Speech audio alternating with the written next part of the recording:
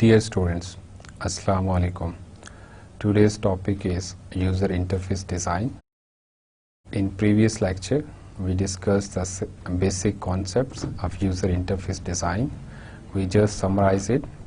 We started with the importance of user interface design और उसके अंदर हमने बात की कि different applications हैं और almost every application needs somehow user interaction और इसको हमने एग्जांपल्स के साथ देखा कि आप गेम्स खेलते हैं तब भी यूज़र की इंटरेक्शन है, आप उसके साथ आप इंटरेक्ट कर रहे होते हैं, आप बैंकिंग ट्रांजैक्शन करते हैं, बैंकिंग सिस्टम को यूज़ करते हैं, डॉक्टर्स जो है हॉस्पिटल्स के अंदर डिफरेंट तरह की एप्लीकेशंस को यूज़ करते हैं, तो almost every application needs user interaction, user communication with the system. तो ऑब्वियसली जब हर एप्लीकेशन जो है वो यूज़र उसके अंदर इन्वॉल्वमेंट है तो हमें यूज़र के पॉइंट ऑफ व्यू से उसको देखना होगा। और फिर हमने कहा कि कोई भी क्वालिटी प्रोडक्ट जो है, कोई भी अच्छा सॉफ्टवेयर जो है, उसके अंदर बेसिक 3 कैरेक्टरिस्टिक्स हैं। फर्स्ट वन इज़ यूज़फुल, और यूज़फुल को हमने डिस्क्राइब किया कि जो बेसिक फंक्शनलिटी है दैट मस्ट बी फुलफिल्ड, वो उस सिस्टम के अंदर होनी चाहिए। जैसे सपोज के टेक्स्ट एडिटर है, तो टेक्स्ट एडिटर की बेसिक फंक्शनलिटी ये है कि आप टेक्स्ट डॉक्यूमेंट क्रिएट कर सकें, टेक्स्ट डॉक्यूमेंट फॉर्मेट कर सकें, तो ये फंक्शनलिटी उसके अंदर होना ज़रूरी है। सिमिलरली यूजेबल, और यूजेबल मीन्स के user can easily use that application, user को प्रॉब्लम नहीं होनी चाहिए। यूज़र जो है विद लिटिल एफर्ट और no effort can perform his intended task जो है वो ईज़िली कर सके। और फिर इसी तरह से हमने कहा कि यूज्ड जो है थर्ड कैरेक्टरिस्टिक है। जब यूज़फुल होगी प्रोडक्ट और यूजेबल होगी तो अल्टीमेटली वो यूज़ की जाएगी by the people, by the user, and that is called used. तो अगर ये तीनों कैरेक्टरिस्टिक होंगी तो वी में से कि ये सक्सेसफुल प्रोडक्ट है, सक्सेसफुल सॉफ्टवेयर है। और अगर ये कैरेक्टरिस्टिक्स नहीं होंगी तो यूज़र मोस्ट प्रोबेबली उस सिस्टम को छोड़ देंगे, उस एप्लीकेशन को यूज़ नहीं करेंगे। 3 गोल्डन रूल्स की बात की हमने। कहा कि डिज़ाइन जब आप करते हैं इंटरफेस को तो डिफरेंट हमारे पास गाइडलाइंस अवेलेबल हैं, डिफरेंट स्टैंडर्ड्स अवेलेबल हैं, लेकिन उसके अंदर एक जो गाइडलाइन है उसको हमने डिस्कस किया और दैट इज़ क्वाइट सिंपल और ब्रीफ एंड कम्प्रीहेंसिव।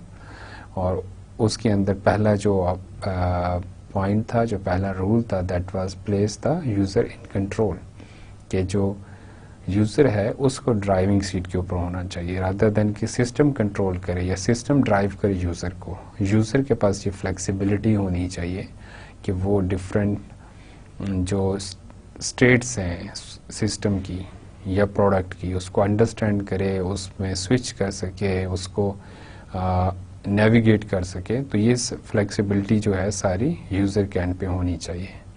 और फिर हमने दूसरा रूल जो है वो डिस्कस किया और इसमें हमने डिस्कशन की कि we have to reduce users memory load, और मेमोरी लोड डिफरेंट तरह से जो है वो रिड्यूस किया जा सकता है। जैसे कि आप यूज़र को फैसिलिटेट करें, उसको बताएं कि नेक्स्ट स्टेप क्या होगा, रादर देन कि यूज़र सर्च करे और सोचे इस बात पे कि नेक्स्ट स्टेप क्या होगा, यूज़र को आप बताएं।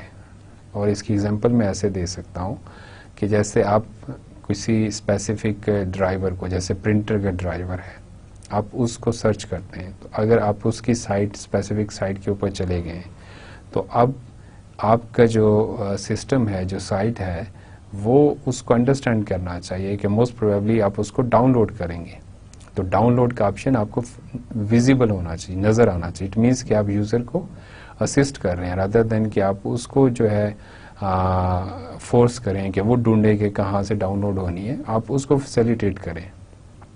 और भी इसी तरह से हमने बात की कि कम से कम जो है वो रिकॉल होना चाहिए, जो सिस्टम्स के जो डिफरेंट ऑप्शंस हैं वो ऑप्शंस जो हैं वो सिमिलर होने चाहिए। जो एक सेट ऑफ एप्लीकेशंस है उसके अंदर जिस तरह से एक एक्शन परफॉर्म होता है और क्या उसका आउटपुट होता है, तो उसी तरह के एक्शन का सेम ही आउटपुट दूसरी एप्लीकेशन के अंदर भी होना चाहिए। और फिर तीसरा जो रूल हमने डिस्कस किया वो था कि जो भी इंटरफेस हम डिज़ाइन करें वो कंसिस्टेंट होना चाहिए। कंसिस्टेंसी भी बहुत ज़रूरी है और ये हमें लीड करती है टूवर्ड्स गुड क्वालिटी। कि जो सिस्टम कंसिस्टेंट होगा उसके अंदर जो लर्नेबिलिटी होगी वो ज़्यादा इजी होगी, वो उसके अंदर टाइम जो चाहिए होगा लर्नेबिलिटी के लिए वो कम चाहिए होगा। और इसकी एग्जांपल भी ऐसा ही है कि जैसे ओके का बटन जो है उसकी location if it is on the right bottom तो every time it must be there. ये नहीं होना चाहिए कि कुछ स्क्रीन्स के ऊपर आपका ओके का बटन जो है वो राइट बॉटम के ऊपर है, नहीं, वो हमेशा लेफ्ट बॉटम पे होना चाहिए अगर आप लेफ्ट बॉटम को फॉलो कर रहे हैं। अगर आप राइट बॉटम पे हैं तो every time it must be there. तो इस तरह की जो कंसिस्टेंट बिहेवियर है वो यूज़र को फैसिलिटेट करता है। उसके बाद हमने एनालिसिस और डिज़ाइन प्रोसेस की बात की और उसके अंदर हमने 4 डिफरेंट जो है एक्टिविटीज़ को डिस्कस किया। First one was interface analysis and modelling और इसके अंदर हमने बात की यूज़र की टाइप्स की बात की कि हम यूज़र को एक ही जैसा कंसीडर नहीं करेंगे। Definitely different users have different characteristics और इसको नॉर्मली 2 कैटेगरीज में डिवाइड किया जाता है, novice user and expert user. Novice user जो है उसकी जो अंडरस्टैंडिंग होती है सिस्टम के पॉइंट ऑफ व्यू से, सिस्टम के हवाले से वो मिनिमम होती है, वो बिल्कुल ना होने के बराबर होती है। तो उसको जो इंटरफेस प्रोवाइड करना है वो ज़्यादा डिटेल्ड गाइडेंस उसको चाहिए होगी, जबकि जो एक्सपर्ट यूजर्स हैं उनकी अंडरस्टैंडिंग सिस्टम के हवाले से ज़्यादा अच्छी होती है एंड दे नीड शॉर्टकट्स। तो उनको जो है हमें उनकी तरह की प्रेफरेंसेस देनी होगी। तो इट मीन्स कि आपका जो इंटरफेस है वो फ्लेक्सिबल होना चाहिए और वो इजी टू चेंज होना चाहिए, यूज़र की प्रेफरेंसेस को ईज़िली अडॉप्ट कर सके। और फिर उसके साथ हमने ये भी कहा था कि उसके अंदर रीसेट का ऑप्शन भी होना चाहिए। अगर सम डिफ़ॉल्ट सेटिंग के ऊपर वापस जाना चाह रहे हैं तो वो हम इजीली उसके ऊपर मूव कर सकें। फिर हमने इंटरफेस डिज़ाइन की बात की और इंटरफेस डिज़ाइन के अंदर हमने ये चीज़ डिस्कस की थी कि जो डिफरेंट उस स्पेसिफिक कॉन्टेक्स्ट के अंदर उस एप्लीकेशन के लिए जो ऑब्जेक्ट्स हैं उन ऑब्जेक्ट्स को हमें लेके डिज़ाइन करना चाहिए। क्या कुछ ऑब्जेक्ट्स होंगे और क्या डिफरेंट रिक्वायरमेंट्स हैं जिनके लिए वो डिफरेंट ऑब्जेक्ट्स हमें चाहिए होंगे। कि स्क्रीन की प्रेजेंटेशन, स्क्रीन के ऊपर जो सिर्फ प्रेजेंटेशन से रिलेटेड जो हमारे रिक्वायरमेंट्स हैं उनके लिए डिफरेंट ऑब्जेक्ट्स होंगे, और अगर कोई और बिजनेस प्रोसेस को इम्प्लीमेंट करना है और उसके लिए हमें कुछ ऑब्जेक्ट्स चाहिए तो वो डिफरेंट होंगे। और इसके अंदर भी हमने बात की थी कि हमें जो रियल लाइफ के ऑब्जेक्ट्स हैं और जो रियल लाइफ के जो जिस तरह की इंटरेक्शन है वही इंटरेक्शन जो है वो हमें सपोर्ट करनी चाहिए, डिज़ाइन करनी चाहिए। फिर हमने इंटरफेस कंस्ट्रक्शन की बात की and it was about the coding और it was about the development of the software के based on that analysis and design we construct we code the application। और फिर वो जो भी प्रोटोटाइप बनती है, क्योंकि जब हम डिज़ाइन कर रहे हैं तो हम प्रोटोटाइप की बात कर रहे हैं, तो डिफरेंट टूल्स अवेलेबल हैं फॉर प्रोटोटाइपिंग और उस प्रोटोटाइप को हम वैलिडेट करते हैं with the help of users. User की इनपुट लेते हैं और फिर उसके अंदर फ्री और फर्दर चेंजेस करते हैं। तो ये सारा प्रोसेस ये आइटरेटिव प्रोसेस है, मल्टीपल आइटरेशंस में होता है और with each iteration we achieve the refinement. आज हम कुछ और कॉन्सेप्ट्स जो कि इसी से रिलेटेड है, यूज़र इंटरफेस डिज़ाइन से रिलेटेड है, इनको हम और ज़्यादा डिटेल के अंदर डिस्कस करेंगे। इंटरफेस एनालिसिस की बात करते हैं हम, और इंटरफेस एनालिसिस के अंदर हम ये कहते हैं कि we have to understand the problem before the design. जैसे कि लास्ट लेक्चर में हमने कहा था we have to understand the people, we have to understand the task. तो टास्क जो है उनको अंडरस्टैंड करना ज़रूरी है, उस प्रॉब्लम को अंडरस्टैंड करना ज़रूरी है जिसके लिए आप सॉफ्टवेयर डिज़ाइन कर रहे हैं, जिसके लिए आप वो सिस्टम बनाने जा रहे हैं। तो ये अंडरस्टैंडिंग बहुत ज़रूरी है। And we have to understand who will be the user of that system. Users को अंडरस्टैंड करना ज़रूरी है। एंड यूजर्स, जो एक्चुअल जो यूजर्स होंगे, जो उस सिस्टम के साथ इंटरेक्ट करेंगे, उनको अंडरस्टैंड करना ज़रूरी है। और we must have good understanding of the all the task that are quite necessary for end users, कि जिसके बगैर उनका टास्क, उनका जो ओवरऑल जो भी जॉब है वो कंप्लीट नहीं होगी। तो हमें उसको अंडरस्टैंड करना ज़रूरी है। इसी तरह से जो है, जो भी कंटेंट है, जो जिसको हमने प्रेजेंट करना है through our system, through our interface, वो क्या होंगे, उसको अंडरस्टैंड करना ज़रूरी है। और similarly we have to understand the environment, जिस इन्वायरमेंट के अंदर हमने उस सिस्टम को डिप्लॉय करना है, जिसके अंदर वो रियल यूजर्स जो है इंटरेक्ट करेंगे, हमें उस रियल इन्वायरमेंट को अंडरस्टैंड करना होगा।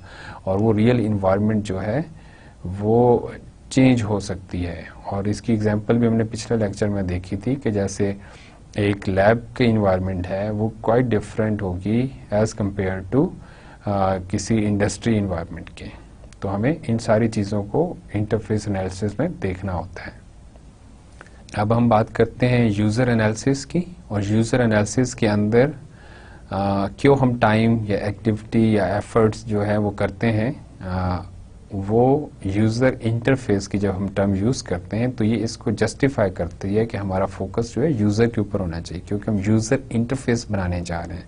तो जब यूज़र इंटरेक्ट करना है तो user deserve to have some time to communicate. उसकी क्या रिक्वायरमेंट्स हैं उसको हमें देखना होगा।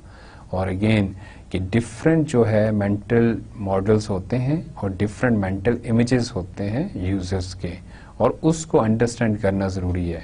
और ये भी लास्ट टाइम हमने कहा था और इसको देखा था कि जो डिज़ाइन मॉडल है वो रिलेट करता है सॉफ्टवेयर डेवलपमेंट के साथ, वो सॉफ्टवेयर प्रोग्रामर के साथ रिलेट करता है, सॉफ्टवेयर इंजीनियर के साथ। तो सॉफ्टवेयर इंजीनियर की जो परसेप्शन है वो क्वाइट पॉसिबल कि वो डिफरेंट हो उस परसेप्शन से जो कि एक यूज़र की है। और डिफरेंट यूज़र्स होंगे तो डिफरेंट उनकी अपनी परसेप्शंस होंगी, डिफरेंट उनके मेंटल मॉडल्स होंगे, तो उनको अंडरस्टैंड करना ज़रूरी है। अब उनको अंडरस्टैंड करने के लिए क्या मैकेनिज्म हो सकता है, what are the ways to do it. The first one is कि हम यूज़र्स इंटरव्यूज़ करें। यूज़र इंटरव्यूज़ के थ्रू जो है उनकी फीडबैक लें, उनकी इनपुट लें और उसको अंडरस्टैंड करें कि यूज़र क्या चाहते हैं। और भी डिफरेंट मेथड्स हो सकते हैं। अगर इंटरव्यूज़ पॉसिबल नहीं है तो मे बी के थ्रू क्वेश्चनियर हम उनसे जो है उनकी ओपिनियन जो है वो लें और उसको अंडरस्टैंड करें। इसी तरह से सेल्स इनपुट, जो हमारी ऑर्गेनाइजेशन के सेल्स के लोग हैं जो कि यूज़र्स के साथ इंटरेक्ट करते हैं, वो अंडरस्टैंड करते हैं यूज़र को ज़्यादा बेहतर तरीके से एज़ कम्पेयर टू कि वो लोग जो अपने ऑफिस के अंदर बैठे होते हैं जिनकी इंटरेक्शन नहीं होती यूज़र्स के साथ। तो सेल्स के जो लोग हैं, सेल्स डिपार्टमेंट के लोग जिनकी इंटरेक्शन एंड यूज़र्स के साथ होती है, वो भी हमें एक अच्छा फीडबैक दे सकते हैं about the preferences of users, के यूज़र्स को क्या चाहिए। इसी तरह से मार्केटिंग इनपुट की बात करते हैं। मार्केटिंग के जो हमारा डिपार्टमेंट होगा, जो मार्केटिंग के लोग होंगे, वो भी यूज़र्स के साथ इंटरेक्ट करते हैं। उनको भी पता होता है कि हमारी मार्केट जो है वो किस तरह की है, किस तरह के लोग हैं, किस तरह के यूज़र्स हैं और किस तरह की उनकी प्रेफरेंसेस हैं। तो उनकी जो फीडबैक होगी वो भी हमें हेल्प आउट करेगी to understand the user and the user preferences. और इसी तरह से सपोर्ट का जो स्टाफ होता है, डिफरेंट जो ऑर्गेनाइजेशंस के अंदर जो सपोर्ट स्टाफ होता है जो कि डिफरेंट यूज़र्स की साइट्स के ऊपर जाके उनको फैसिलिटेट कर रहा होता है, उनको मेंटेनेंस प्रोवाइड कर रहा होता है, उनकी इंटरेक्शन भी यूज़र्स के साथ होती है और वो भी यूज़र की रिक्वायरमेंट्स को ज़्यादा अच्छा अंडरस्टैंड करते हैं। तो जब हम यूज़र से इटसेल्फ जो है इंटरव्यू करेंगे, यूज़र्स के साथ कम्युनिकेट करेंगे और फिर डिफरेंट जो हमारे डिपार्टमेंट्स हैं वो हमें यूज़र की प्रेफरेंसेस के बारे में बताएंगे, यूज़र की अंडरस्टैंडिंग के बारे में बताएंगे, तो डेफिनेटली जो यूज़र की पिक्चर हमारे सामने आएगी वो ज़्यादा बेहतर होगी। अब इन दो स्लाइड्स के ऊपर हम कुछ क्वेश्चंस जो है वो दिए हैं और इन क्वेश्चंस को अगर हम अंडरस्टैंड करें और इसको प्रॉपर्ली आंसर करें ड्यूरिंग द यूज़र एनालिसिस तो हम ज़्यादा अच्छे तरीके से यूजर्स को अंडरस्टैंड कर सकते हैं। तो इसको हम वन बाय वन डिस्कस करते हैं। The first question is, are users trained professionals, technicians, clerical or manufacturing workers? तो सबसे पहले वी हैव टू अंडरस्टैंड कि हमारे यूजर कौन है, वो किस टाइप का यूजर है। वो कोई प्रोफेशनल है, कोई इंडस्ट्री के अंदर काम करने वाला है, कोई क्लरिकल स्टाफ है। तो डिफरेंट यूजर्स की अपनी एक मेंटालिटी होगी, उनकी अपनी एक पर्सनालिटी होगी। तो हमें सबसे पहले इस चीज को अंडरस्टैंड करना होगा कि हमारा टारगेट यूजर कौन है। सेकंड क्वेश्चन देखें, what level of formal education does the average user have? तो हमें इसको भी अंडरस्टैंड करना होगा कि जो उनका बेसिक एजुकेशन का लेवल क्या है या उसका एवरेज एजुकेशन लेवल क्या है। हो सकता है कि कुछ बहुत ज़्यादा अच्छी एजुकेशन के साथ हो, कुछ बिल्कुल ना हो, लेकिन जो मेजॉरिटी ऑफ यूजर्स हैं उनकी एजुकेशन को देखना होगा कि ज़्यादातर यूजर्स जो हैं उनकी एजुकेशन लेवल क्या है, और फिर हमें उसी के मुताबिक अपने इंटरफेस को डिज़ाइन करना होगा। और नेक्स्ट क्वेश्चन देखें, are the users capable of learning from written materials और have they expressed a desire for classroom training? और ये भी पिछले क्वेश्चन से रिलेटेड क्वेश्चन है कि जब हमें एक फॉर्मल एजुकेशन के लेवल पता चल जाएगा तो हमें इसको भी जो है अंडरस्टैंड कर सकते हैं और देख सकते हैं कि यूजर बाय हिमसेल्फ और हर सेल्फ रीड कर सकता है, जो हेल्प मटेरियल है उसको अंडरस्टैंड कर सकता है, और उसको अंडरस्टैंड करते हुए क्या खुद से सिस्टम को यूज कर सकता है या फिर उसको किसी स्पेशल ट्रेनिंग सेशन की ज़रूरत है, रादर देन के रीडिंग द हेल्प मटेरियल और मैनुअल्स।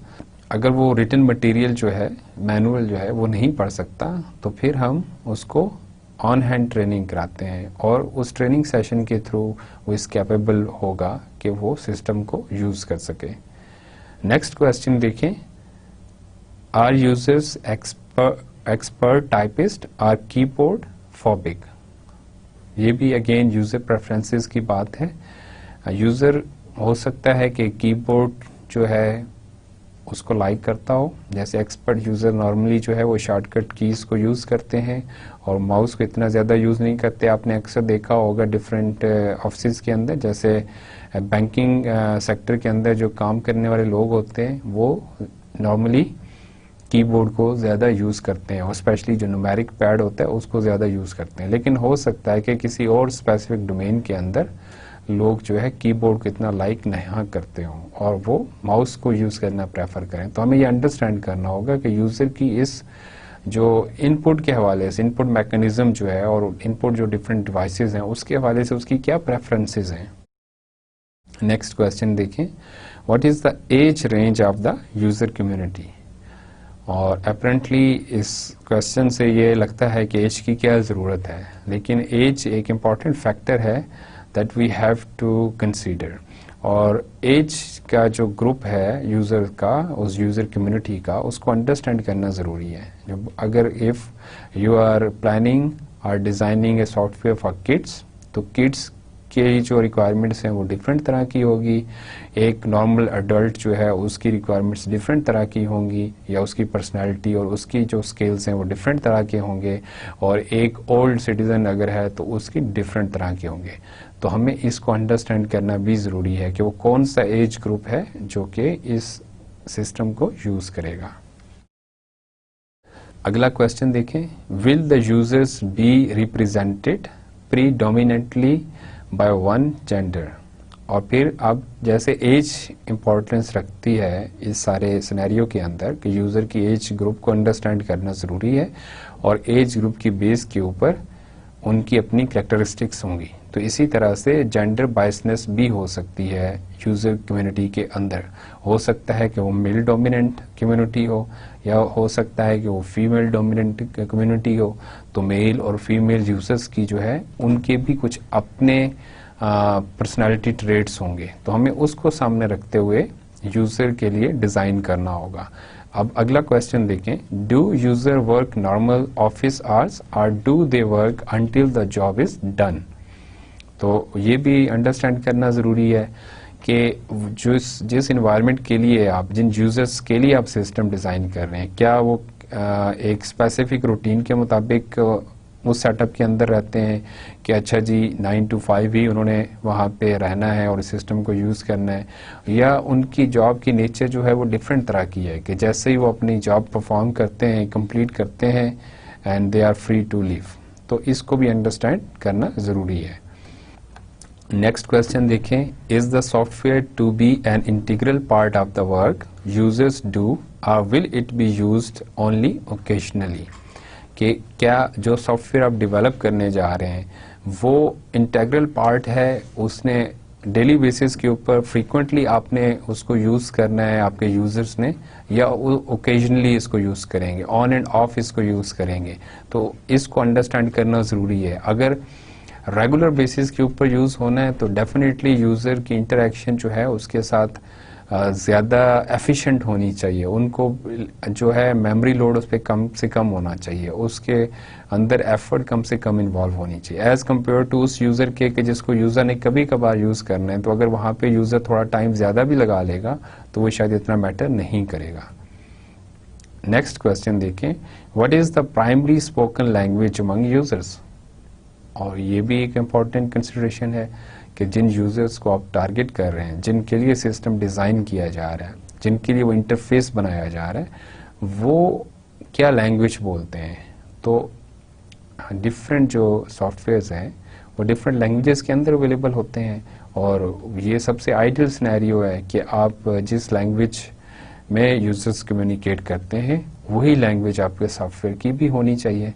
और अगर ऐसा नहीं है तो फिर उस लैंग्वेज को अडॉप्ट किया जाए जो कि ज़्यादा या majority of the user can understand. Next question देखें, are users expert in the subject matter that is addressed by the system? कि जो सिस्टम आप बनाने जा रहे हैं, डिज़ाइन करने जा रहे हैं जो इंटरफेस, क्या यूज़र उसके एक्सपर्ट हैं या नहीं? इसकी एग्जांपल ऐसे ले सकते हैं कि जैसे सपोज आप जो है कंप्यूटर जो है सिमुलेशन में ज़्यादा इंटरेस्टेड हैं, आप नेटवर्किंग के स्टूडेंट हैं, नेटवर्किंग के सब्जेक्ट को आप समझते हैं, तो आप जब नेटवर्क का जो नेटवर्किंग के लिए जो सिमुलेटर आप यूज़ कर रहे हैं, जो सॉफ्टवेयर यूज़ कर रहे हैं, आपको उसकी अंडरस्टैंडिंग है, उसकी डोमेन के अंदर जो उसकी कन्वेंशन जो टर्म्स हैं आप उनको अंडरस्टैंड करते हैं। लेकिन अगर आप बीइंग ए नेटवर्क प्रोफेशनल एक और जो है सोशल नेटवर्किंग की बात करते हैं, सोशल नेटवर्किंग के जो है साइट पे जाते हैं, सोशल नेटवर्किंग का सॉफ्टवेयर यूज़ करते हैं, तो क्वाइट पॉसिबल कि वहाँ पे जो इंटरफेस है और जो उसकी लैंग्वेज है वो आपको इतनी समझ ना आए। तो ये डिपेंड करता है कि यूज़र जो है वो उस जो सिस्टम को यूज़ करने जा रहा है क्या वो उसके सब्जेक्ट को अंडरस्टैंड करता है या नहीं करता। नेक्स्ट क्वेश्चन देखें, Do users want to know about the technology that sits behind the interface? और ये अगेन जैसे कि हमने लास्ट लेक्चर में डिस्कस किया था कि एप्लीकेशन जो है उसको हाइड करना चाहिए टेक्निकल डिटेल्स को, और यूज़र को सिंपलर इंटरफेस होना चाहिए। ऐसा नहीं होना चाहिए कि थ्रू एप्लीकेशन आप उससे रिक्वायर करें कि वो ऑपरेटिंग सिस्टम्स की जो है डिफरेंट कमांड्स को भी जो है उस वहाँ से एग्जीक्यूट करें। लेकिन आपको अंडरस्टैंड करना है क्या यूज़र इस तरह का है, क्या वो डोमेन इस तरह की है, इस नेचर की है कि जिसके अंदर वो टेक्नोलॉजी को अंडरस्टैंड करने में इंटरेस्टेड है, या उसकी जो टेक्निकल डिटेल्स हैं उसको वो जानना चाह रहा है। तो ये डिपेंड करता है कि आप किस तरह के यूज़र्स के लिए एप्लीकेशन बना रहे हैं।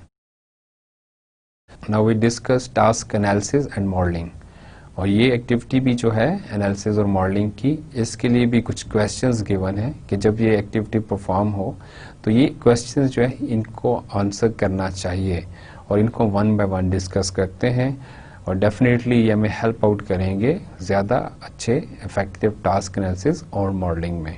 तो फर्स्ट क्वेश्चन है कि what work will the user perform in specific circumstances? इस चीज़ को अंडरस्टैंड करना बहुत ज़रूरी है। यूज़र की अंडरस्टैंडिंग के बाद टास्क की अंडरस्टैंडिंग ज़रूरी है कि वो यूज़र्स जो हैं वो किस तरह से टास्क को परफॉर्म करते हैं, और फिर टास्क के डिफरेंट अपने पॉसिबल अल्टरनेट्स हो सकते हैं। एक नॉर्मल सिनेरियो हो सकता है टास्क को करने का, और इन केस के किसी और एक्सटर्नल इवेंट की वजह से उस टास्क को किसी दूसरी तरह से किया जाए। तो वो जो डिफरेंट सर्कमस्टांसेस हैं, पहले तो ये कि वो जो नॉर्मल इन्वायरमेंट है जिसके अंदर यूज़र ने टास्क को परफॉर्म करना है उसको अंडरस्टैंड करना ज़रूरी है, और फिर उसके साथ साथ उसके अल्टरनेट्स को देखना भी ज़रूरी है।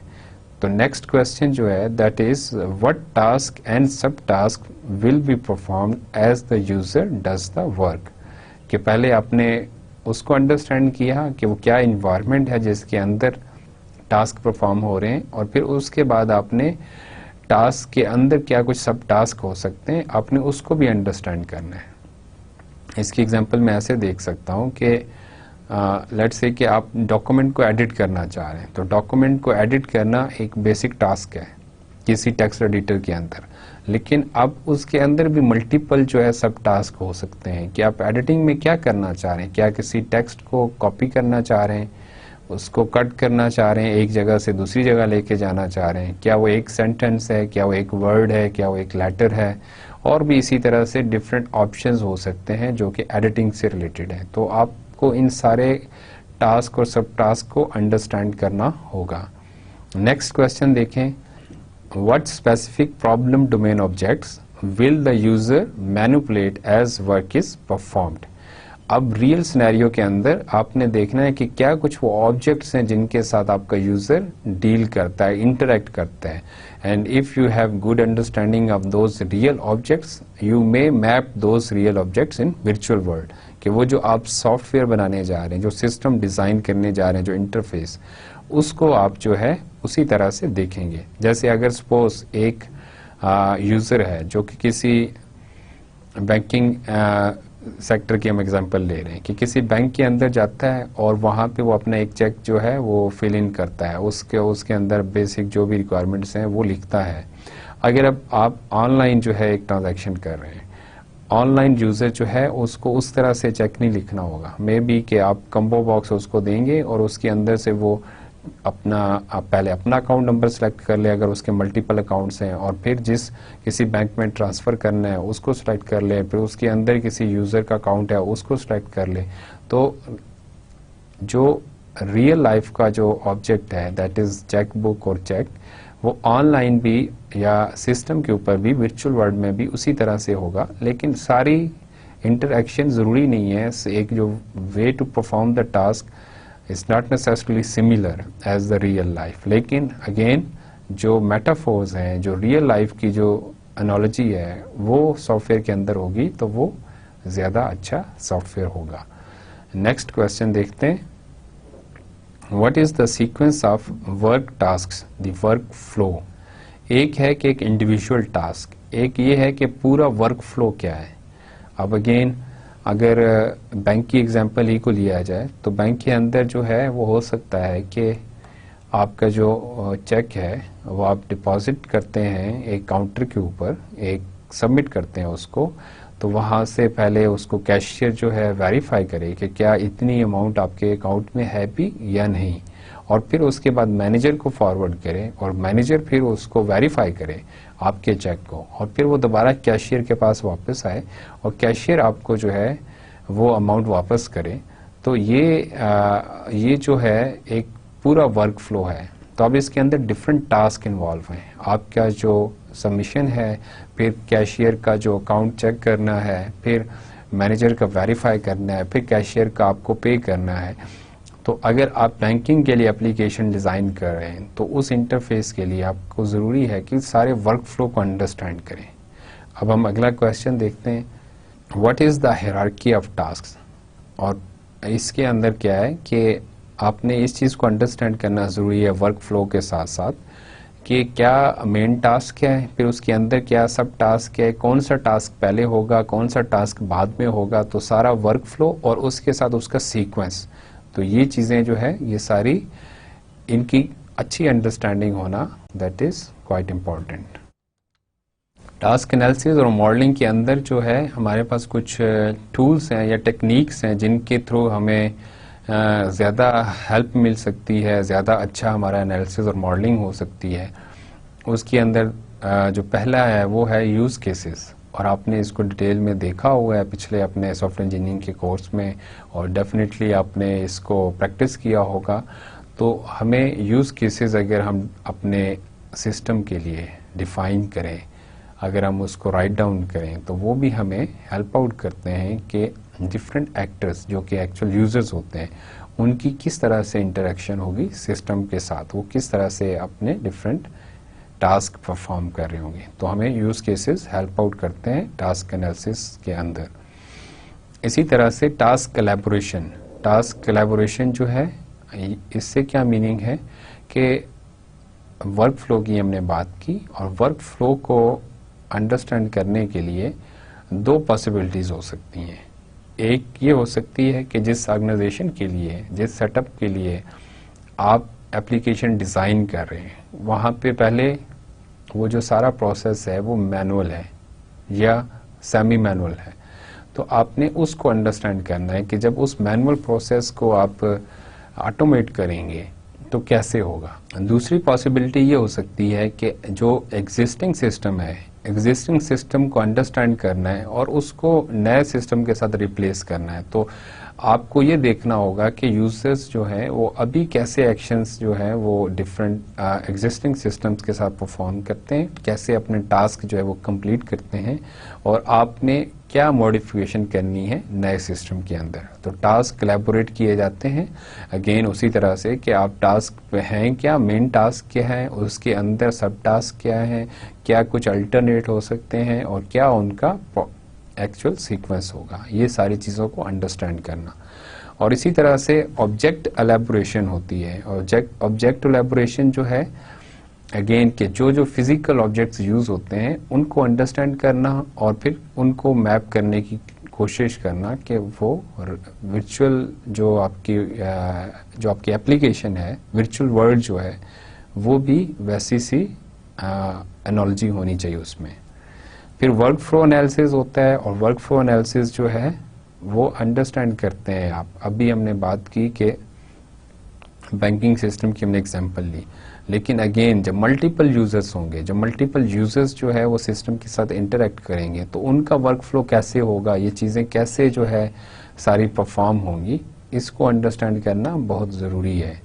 और फिर इसी तरह से हायरार्किकल प्रेजेंटेशन जो है वो, इसको भी आप डिफरेंट टेक्निक्स हैं जिनके थ्रू आप प्रेजेंट कर सकते हैं कि क्या टास्क पहले होगा, फिर उसके अंदर क्या सब टास्क होगा, क्या उसके अंदर मल्टीपल ऑप्शंस होंगे, और वो कैसे जैसे इफ़ देन सिनेरियोज भी हो सकते हैं कि अगर ये नहीं होगा तो फिर क्या होगा, अगर ये कंडीशन अगर होगी तो फिर क्या होगा।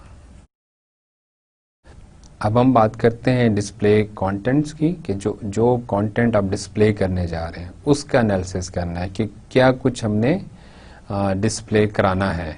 और उसके लिए हमें सबसे पहले ये अंडरस्टैंड करना होगा कि यूज़र की रिक्वायरमेंट्स क्या है रिलेटेड टू द कंटेंट्स, के क्या डिस्प्ले हमने उसको करना है। क्या वो कोई स्प्रेडशीट है, रोज एंड कॉलम्स के फॉर्मेट में उसको कुछ दिखाना है, क्या वो कोई रिपोर्ट है जिसको उसने प्रिंट करना है, या क्या वो कोई ऑडियो फाइल है, कोई उसको ऑडियो के थ्रू हमने कुछ कन्वे करना है। तो we have to understand those different display requirements, या उसको टाइप्स कह सकते हैं डिस्प्ले के, या फॉर्मेट्स कह सकते हैं, उनको अंडरस्टैंड करना ज़रूरी है। और नेक्स्ट फिर हमें ये करना है कि इसमें अब देखें क्वेश्चंस हैं कुछ, और इन क्वेश्चंस को अगर हम अंडरस्टैंड करें और इनको आंसर करें तो ये हमें हेल्प करेंगे इस एनालिसिस के अंदर जो कि डिस्प्ले कंटेंट के हवाले से है। तो क्वेश्चन देखें, are different types of data assign to consistent geographic locations on the screen. जो भी डिफरेंट टाइप का जो डेटा है जो आपने डिस्प्ले करना है, क्या वो कंसिस्टेंट लोकेशन के ऊपर ही डिस्प्ले होता है। जैसे इसकी मिसाल ऐसे देता हूँ कि आपकी एप्लीकेशन के अंदर आप हायरार्की को डिस्प्ले करते हैं और वो लेफ़्ट साइड के ऊपर होती है। अब वो जो हायरार्की ऑफ आइटम्स है वो every time must be on the left side. अगर एक दफ़ा वो लेफ़्ट साइड पे है और दूसरी दफ़ा वो राइट साइड पे है तो ये कोई अच्छा साइन नहीं है आपके डिस्प्ले के लिए। इसी तरह से सपोज आपको हमेशा मेन्यू जो है वो टॉप के ऊपर है, तो मेन्यू टॉप के ऊपर ही है, ऐसा ना हो कि कुछ और स्क्रीन्स के ऊपर कुछ और जो है आपके एप्लीकेशन के पार्ट्स जो डिस्प्ले जो स्क्रीन्स हैं उसके अंदर वो टॉप की बजाय किसी और लोकेशन के ऊपर हो सकता है कि बॉटम के ऊपर हो। इस तरह से भी तो हो सकता है ना, तो ये चीज़ सही नहीं है। नेक्स्ट क्वेश्चन देखें can the user customise the screen location for content. Screen location को किसी स्पेसिफिक कंटेंट के लिए कस्टमाइज किया जा सकता है या नहीं किया जा सकता, और ये भी एक इम्पॉर्टेंट कंसिडरेशन है। मिसाल के तौर पे आपका जो ओपन का बटन है, जिसके थ्रू आप क्या करते हैं, ओपन करते हैं और कोई भी फाइल ओपन करना चाह रहे हैं। अब उस स्पेसिफिक एप्लीकेशन के अंदर वो जो ओपन का बटन है, क्या वो फिक्स्ड है, वो हर दफ़ा उसी लोकेशन के ऊपर है, या आपने यूज़र को ये प्रिविलेज दी है कि वो जहाँ पे ज़्यादा कंफर्टेबल फील करता है उसको वहाँ पे मूव कर ले। तो इसको अंडरस्टैंड करना ज़रूरी है। कुछ केसेस के अंदर शायद ये जो फ्लेक्सिबिलिटी है वो ज़रूरी हो, और कुछ और केसेस के अंदर ये चीज़ शायद इतनी डिज़ायरेबल ना हो। जैसे कि पहले हमने कंसिस्टेंसी की बात की है, तो कंसिस्टेंट बिहेवियर जो है वो ज़्यादा डिज़ायरेबल है, रादर दैन के यूज़र जो है अपनी मर्ज़ी से अगर हर कंट्रोल को या लोकेशन जो है डिफरेंट कंट्रोल्स की चेंज करना स्टार्ट करेगा तो वो अच्छा नहीं होगा। नेक्स्ट क्वेश्चन देखें, is proper on screen identification assign to all content.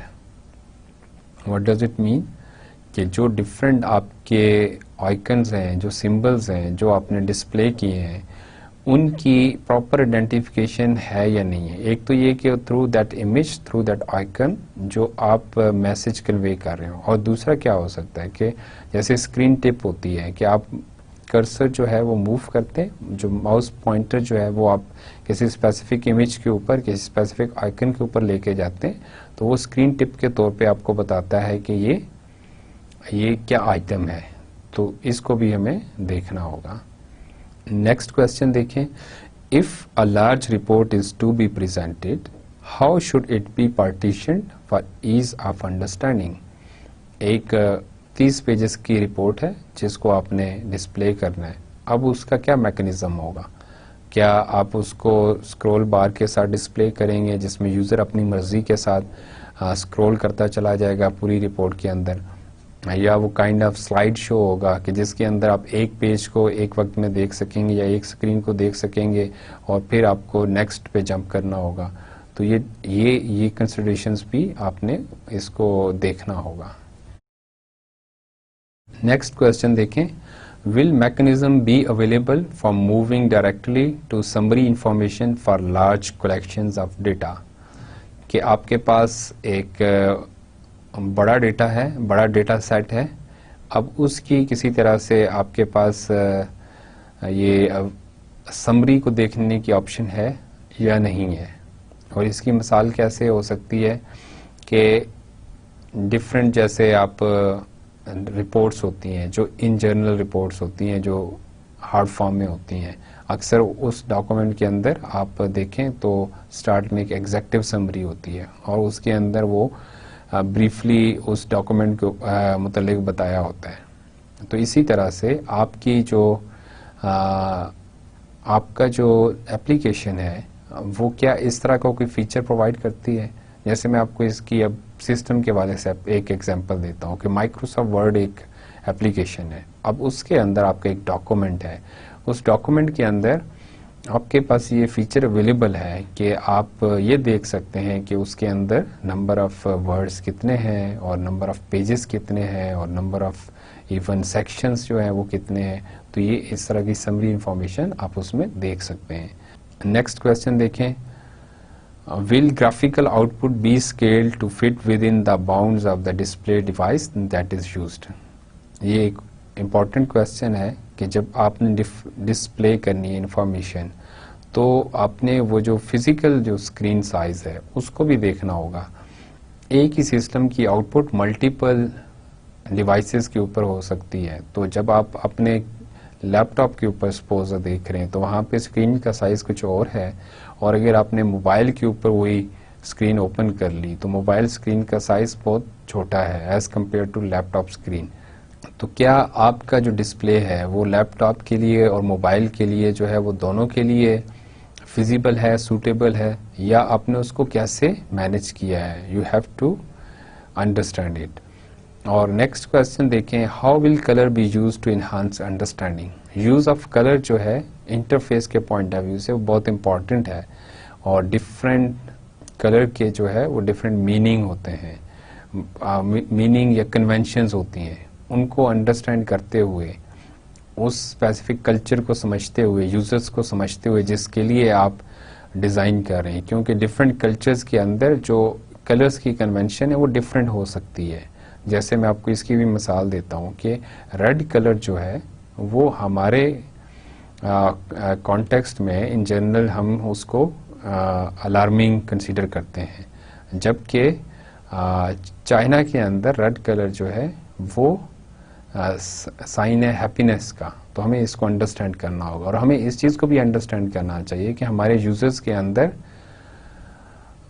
Colour blind भी हो सकते हैं, जो colours different colours basic colours के अंदर डिफ्रेंशिएट ना करते हों। तो कलर की जो अप्रोप्रिएट यूजेज है वो इन्हांस करती है आपकी अंडरस्टैंडिंग को, लेकिन उसको हमने प्रॉपरली यूटिलाइज करना है इस प्रॉपर्टी को। अगर हम केयरलेसली यूज़ करेंगे कलर्स को, तो रादर देन कि हम अंडरस्टैंडिंग को इन्हांस करें, हम उसको कम करेंगे।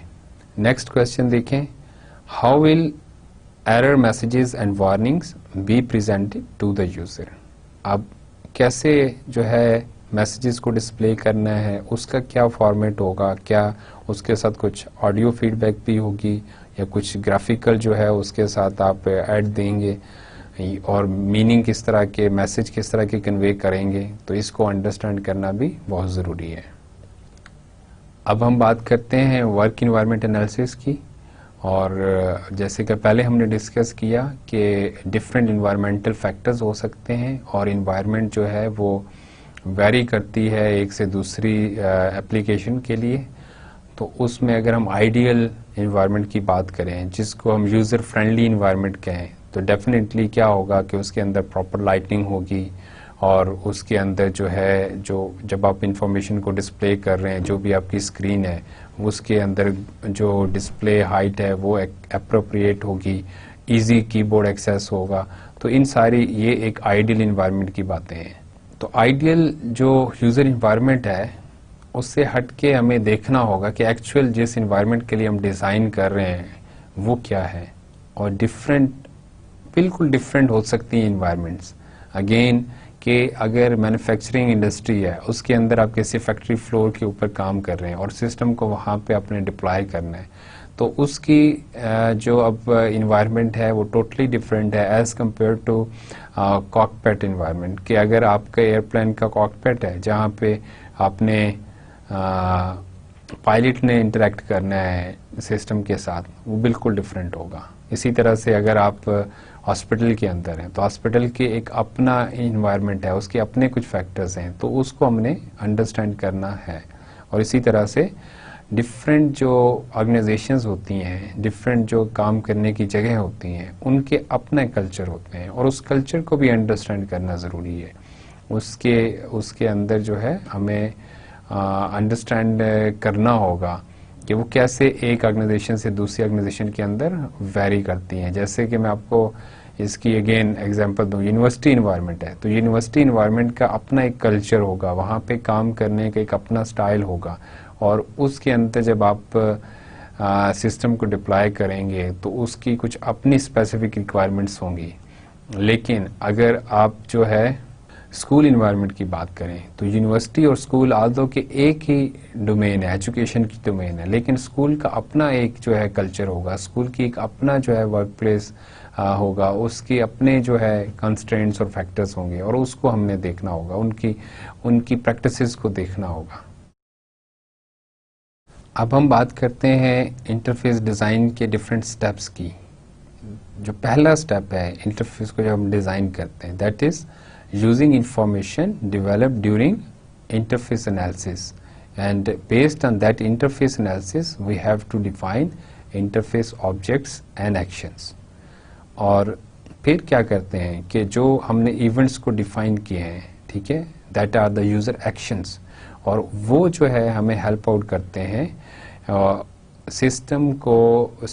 सिस्टम को मॉडल करते हैं इन टर्म्स ऑफ बिहेवियर, कि डिफरेंट यूजर्स एक्शंस जो हैं वो हमें बताते हैं, वो हमें सपोर्ट करते हैं कि किस तरह से आपका जो इंटरफेस है वो चेंज होगा।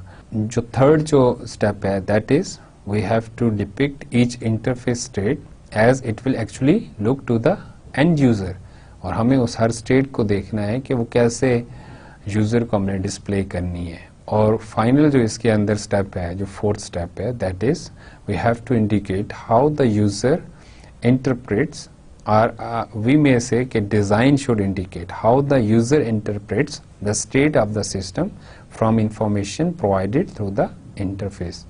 तो ये बेसिक स्टेप्स हैं जब हम इंटरफेस डिज़ाइन की बात करते हैं। और अगेन इनपुट वही है जो प्रीवियस हमारे एनालिसिस होंगे, user analysis, task analysis, design के हवाले से जो और डिफरेंट ऑब्जेक्ट एनालिसिस है, वो सारे हमें हेल्प आउट करते हैं to design the better system interface. अब इसके अंदर हम कुछ डिज़ाइन के इश्यूज हैं जो कि उनको डिस्कस करते हैं। सबसे पहला जो डिज़ाइन इशू है that is system response time, कि जब भी आप सिस्टम डिज़ाइन कर रहे हैं तो सिस्टम का क्या रिस्पांस टाइम है। इट इज़ क्वाइट इम्पॉर्टेंट कि आप इस बात को अंडरस्टैंड करें कि अगर सिस्टम का रिस्पांस टाइम ज़्यादा होगा, अगर सिस्टम देर से रिस्पांस करेगा तो यूज़र ऑब्वियसली उसको लाइक नहीं करेंगे। तो जो प्राइमरी कंप्लेंट जो मिलती है यूज़र से किसी भी सिस्टम के वाले से इन जनरल, वो यही होती है कि सिस्टम का रिस्पांस टाइम ज़्यादा है।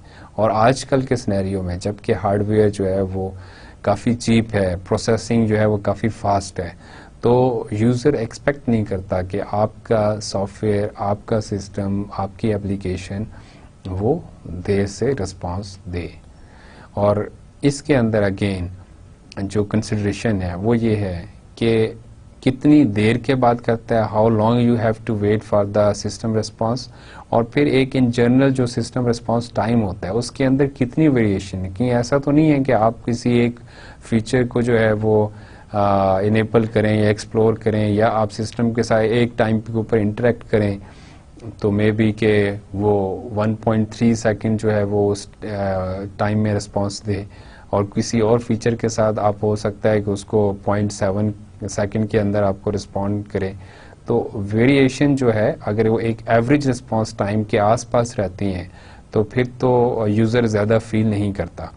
लेकिन अगर ये वेरिएशन बढ़ जाएगी तो फिर डेफिनेटली यूज़र जो है इसको फील करेगा और यूज़र फ्रस्ट्रेट होगा, और जो कि एक problematic एरिया है। तो when you are designing for the system, for the interface, you have to consider the system response time कि कम से कम होना चाहिए।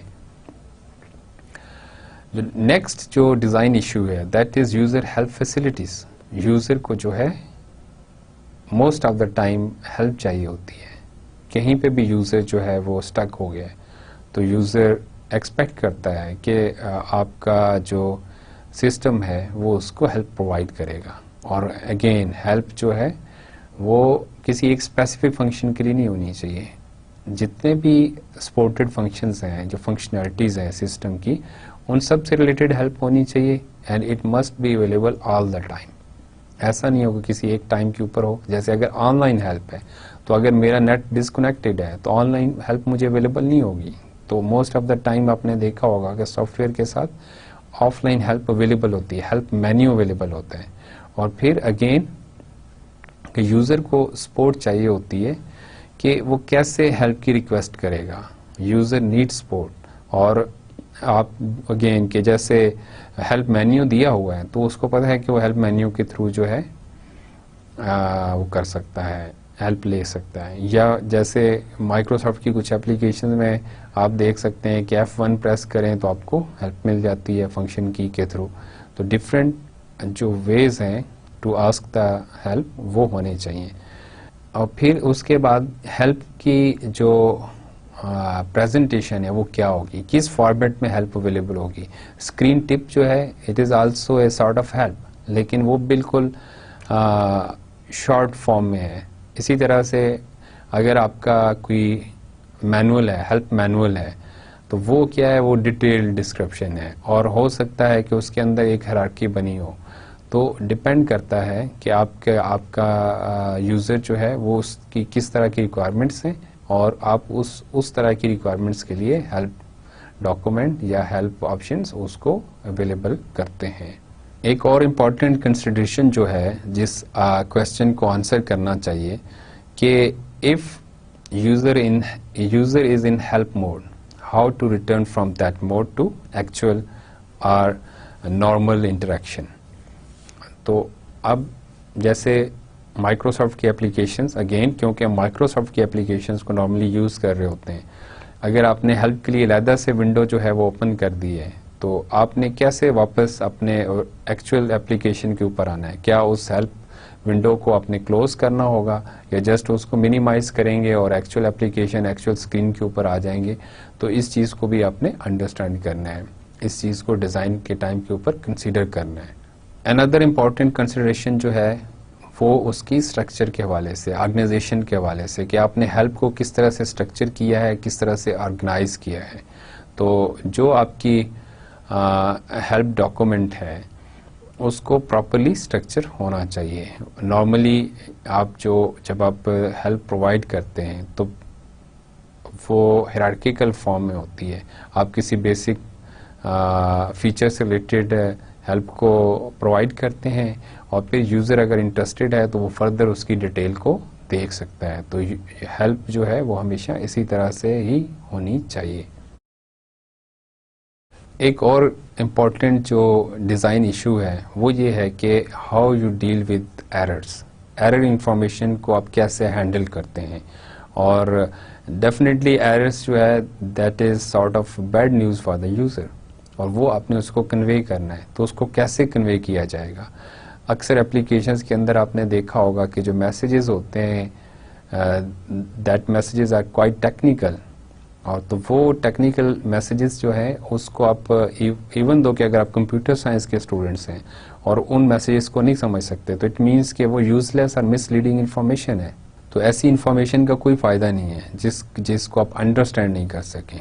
तो अच्छी प्रैक्टिस क्या है कि मैसेज मस्ट बी अंडरस्टैंडेबल। आप उसको, आपका यूज़र जो है, जो एंड यूज़र जो एक्चुअल एप्लीकेशन को यूज़ कर रहा है उसको अंडरस्टैंड कर सके वो, और फिर इसी तरह से आप उसको एक कोई कंस्ट्रक्टिव एडवाइस प्रोवाइड करें through the message. What does it mean कि आप उसको बताएं कि अब कैसे हो सकता है कि आप उसको ये ऑप्शन दें कि भाई आपकी एप्लीकेशन जो है ये क्लोज होने जा रही है, तो अगर आपने अपने जो भी वो टास्क परफॉर्म करें उसको सेव कर सकते हैं। तो ये एक कंस्ट्रक्टिव एडवाइस है, रादर देन कि आप उसको कहें कि या कहे बगैर जो है मैसेज जस्ट डिस्प्ले करें और वो ओके करे और आप उसके काम को, उसके टास्क को, आप उसके जो भी वर्क है जो उसने परफॉर्म किया है उसको सेव किए बगैर आप एप्लीकेशन को क्विट कर दें।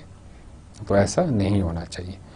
और मैसेज जो है अगर कंस्ट्रक्टिव एडवाइस नहीं हो सकती, पॉसिबल नहीं है, तो उसको नेगेटिव कॉन्सिक्वेंसेस जो है वो इंडिकेट करने चाहिए कि भाई एप्लीकेशन जो है क्लोज होने जा रही है और अनफॉर्चुनेटली आपका डॉक्यूमेंट जो है वो सेव नहीं हुआ। सपोज कि आप किसी डॉक्यूमेंट पे काम कर रहे हैं, कुछ भी सिनेरियो हो सकता है, कुछ भी स्पेसिफिक एप्लीकेशन हो सकती है। और मैसेज को ज़्यादा मीनिंगफुल बनाने के लिए आप उसके साथ कोई विजुअल और जो ऑडियो जो है क्यू होने चाहिए, कोई हिंट होना चाहिए कि जैसे एरर मैसेज के साथ अगर एरर का सिंबल जो है वो शो कर रहे हैं तो एक विजुअल क्यू है, या इसके साथ एक एरर साउंड आप डिस्प्ले आप फीडबैक दे रहे हैं, ऑडियो आप उसको सुना रहे हैं, तो ये भी एक हेल्पफुल ऐड है उसके लिए। इसी तरह से मैसेज जो है वो नॉन जजमेंटल होना चाहिए। व्हाट डज इट मीन कि system should not blame on the user कि जी आपकी वजह से ये ऐसा हुआ है। यूज़र ही ने कोई एरर मोस्ट प्रोबेबली किया होगा, कुछ मिस्टेक की होगी, लेकिन सिस्टम को जो है वो जजमेंटल नहीं होना चाहिए। सिस्टम जो है अनबायस्ड मैसेज उसको कन्वे करना चाहिए। जो नेक्स्ट की इशू है that is menu and command labelling, कि आपने जो डिफरेंट मेन्यूज़ हैं उसको कैसे लेबल किया है, कैसे उसके क्या टैग्स या टाइटल्स हैं। और कमांड्स अब तो कम होती हैं, पहले जब ग्राफिकल यूज़र इंटरफेस इतना कॉमन नहीं था और हमारे पास कमांड लाइन इंटरफेसेस होते थे तो वहाँ पे उनको मीनिंगफुल होना चाहिए। कमांड्स भी जो है उनके जो टाइटल्स हैं, जो लेबल्स हैं वो मीनिंगफुल होने चाहिए और इजी टू रिमेंबर होने चाहिए। लेकिन अभी भी ग्राफिकल यूजर इंटरफेस के अंदर भी जो पावर यूजर्स होते हैं वो प्रेफर करते हैं आपके उनको डिफरेंट कमांड्स जो है थ्रू कीबोर्ड्स जो वो आपके एप्लीकेशन के को मैनिपुलेट कर सकें। तो जो ये ऑप्शन वहाँ पे अवेलेबल होना चाहिए और मीनिंगफुल होना चाहिए। इसके अंदर भी कुछ क्वेश्चंस हैं जिनको अगर आंसर किया जाए तो हम ज़्यादा अच्छे तरीके से इस इशू को डील कर सकते हैं। The first question is, will every menu option have a corresponding command? क्या ऐसा पॉसिबल है या हो सकता है कि हर जो मेन्यू ऑप्शन है उसके कॉरस्पॉन्डिंग कोई एक आपने उसको कमांड दी हो? ज़रूरी नहीं है, हो नहीं, इट इज़ नॉट नेसेसरी कि जी हर मेन्यू ऑप्शन के लिए होना चाहिए, लेकिन बहरहाल इसको हमें देखना होगा। Second question is, what form will commands take? कि किस तरह से जो है आप उसको कमांड्स देंगे। क्या आप कोई सिंगल की प्रेस करेंगे, कोई कम्बिनेशन ऑफ की होगा, कोई स्पेशल की होगी, फंक्शन की होगी, हाउ इट विल वर्क? और फिर इसी तरह से तीसरा क्वेश्चन है कि how difficult will it be to learn and remember the commands? जो कि मैंने स्टार्ट में कहा इस स्लाइड के कि वो इजी टू रिमेंबर होने चाहिए। अगर वो मुश्किल होंगी तो उनको डेफिनेटली याद करना मुश्किल होगा और फिर ये फैसिलिटेशन की बजाय बर्डन होगा। तो जो भी आपकी कमांड्स हैं वो इजी टू लर्न होनी चाहिए। नेक्स्ट क्वेश्चन है, can commands be customised or abbreviated? कि आप क्या उसको कस्टमाइज कर सकते हैं, एब्रीवेट कर सकते हैं या नहीं? जैसे कमांड प्रॉम्प्ट अगर हमने जाना हो विंडोज से, ग्राफिकल इंटरफेस से हमने कमांड प्रॉम्प्ट पे जाना हो तो देखें CMD लिखते हैं, बड़ी सिंपल सी कमांड है, एब्रीवेटेड है कमांड प्रॉम्प्ट के लिए, और हम इसको जंप कर जाते हैं। और कुछ एप्लीकेशंस आपको ये भी फैसिलिटी प्रोवाइड करती हैं कि आप उसको कस्टमाइज कर लें, उसको रीनेम कर लें। तो आपने भी इसको कंसीडर करना होगा। नेक्स्ट क्वेश्चन देखें, are menu labels self explanatory within the context? क्या जो आपने मेन्यूज जिनको जो टाइटल दिए हैं, जो टैग्स दिए हैं, वो अपना खुद से मीनिंग कन्वे कर रहे हैं? बड़ी अगेन कॉमन एग्जांपल है कि जैसे फाइल की एग्जांपल माइक्रोसॉफ्ट ऑफिस के अंदर, तो फाइल का मेन्यू जो है वो मैसेज कन्वे कर रहा है कि whatever is related to that document और द फाइल, वो आप वहाँ पे एक्सेस कर सकते हैं कि नई फाइल ओपन करनी है, क्लोज करनी है, सेव करनी है। तो ये काफ़ी मीनिंगफुल और सेल्फ एक्सप्लेनेटरी है। इसको अगर कंपेयर करें आपके फाइल मेन्यू की बजाय आपका वहाँ पे टाइटल जो है, लेबल जो है वो मेन्यू 1 हो और मेन्यू 2 और 3 एंड सो ऑन, तो मेन्यू 1 से आपको कोई मीनिंग कन्वे नहीं हो रही कि ये किस आइटम, किस फीचर को जो है रिप्रेजेंट कर रहा है। तो मीनिंगफुल और सेल्फ एक्सप्लेनेटरी टाइटल्स होने चाहिए। नेक्स्ट क्वेश्चन देखें, are sub menus consistent with the function implied by a master menu item? क्या जो मेन मेन्यू है उसके अंदर जो सब मेन्यूज गिवन है वो उसी से रिलेटेड है, या ऐसा तो नहीं है कि आपने मिस्टेकनली जो है अनरिलेटेड जो फीचर्स हैं और सब मेन्यूज हैं वो उधर ऐड कर दिए हैं? कि जैसे एडिट का मेन्यू है, एडिट के मेन्यू के अंदर एडिट ही से रिलेटेड सब मेन्यूज होने चाहिए। अगर वो नहीं है तो फिर हमें इसको रिवाइज और रिफाइन करने की ज़रूरत होगी। डिज़ाइन इशू के अंदर एक और जो इम्पोर्टेंट इशू है वो है एप्लीकेशन एक्सेसिबिलिटी। और एप्लीकेशन एक्सेसिबिलिटी से मुराद क्या है कि सिस्टम आपकी सब यूजर्स के लिए, ना सिर्फ नॉर्मल यूजर्स के लिए बल्कि users who have some special needs, they can also access your application.